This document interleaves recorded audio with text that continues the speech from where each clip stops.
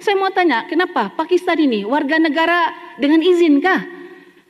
Sudahlah tidak bayar gaji minima, invoice jual pakai kalkulator saja, harga kawalan pun pandai berubah-ubah. Tuan Speaker beralih kepada bab membangun industri dan memperkasa keusahawanan. Saya ambil maklum komitmen kerajaan negeri untuk memusatkan dan memantau semua program keusahawanan di bawah satu kementerian bagi memastikan tadbir urus, pemasaran dan latihan dilaksanakan secara lebih fokus. Visi untuk melonjakkan usahawan industri kecil dan sederhana IKS ke pasaran antarabangsa adalah satu langkah yang murni. Namun Tuan Speaker, visi ini akan menjadi kosmetik semata-mata sekiranya ekosistem perniagaan di peringkat akar umbi sedang dirosakkan dan menjadi bara.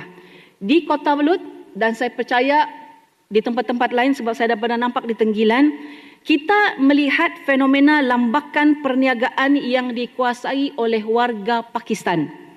Kalau dulu start jual kain dari kampung ke kampung, kemudian pergi kepada sektor runcit, akan lapat no gaimu Kota Belud ya. Sekarang ni ada kedai tayar lagi, 24 jam lagi. Selepas ini apa lagi? Ini bukan sekadar isu persaingan perniagaan, tetapi ini adalah isu kedaulatan ekonomi tempatan. Bagaimana usahawan IKS kita mahu bersaing dan menembusi pasaran luar sekiranya halaman rumah sendiri pun mereka sudah lemas ditekan oleh monopoli warga asing yang licik menggunakan pelbagai taktik perniagaan. My dear Sabahan, saya tahu kedai Pakistan ini sangat convenient. Dulu masa COVID tak payah mau scan-scan MySejahtera ni, masuk saja. Kalau kita boleh bersatu boikot produk-produk luar dulu demi solidariti untuk Palestin, kenapa kita tidak boleh support orang sendiri?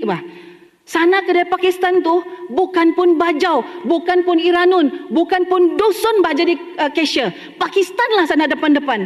Speedmart pun kalah datang lori borong barang, diorang lah yang sapu. Jualan sara pun kedai Pakistan dapat. Klaim saja di sana. Apa nasib kedai lokal? Lepas itu sibuk kita cakap, oh Filipina ini PTI. Saya mau tanya, kenapa Pakistan ini warga negara dengan izinkah? Sudahlah tidak bayar gaji minima, invoice jual pakai kalkulator saja, harga kawalan pun pandai berubah-ubah. Tuan Speaker, ini perkara yang sangat tidak sihat untuk orang Sabah.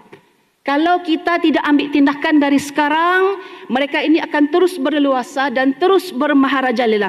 Jangan nanti suatu hari nanti orang Pakistan sana naik pergi pejabat daerah, pergi kasih atur lesen. Saya tahu diorang ini rajin.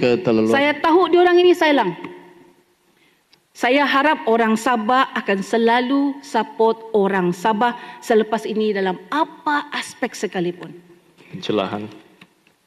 Kuamut. Saya sebenarnya Tuan Speaker, saya nak mau orang mencelah. Sebab saya punya terlampau banyak saya punya isu ni, tak sampai 15 minit ni nanti ni. Sorry ya, Kuamut, saya tidak benarkan. Saya ingin cadangkan langkah-langkah segera yang perlu diambil oleh kerajaan bermula tahun ini. Pertama, laksanakan operasi bersepadu di antara KKTP, pejabat daerah dan pihak immigration. Saya minta KKTP mengetuai operasi pembersihan lesen perniagaan di setiap PBT bagi membanteras amalan Alibaba.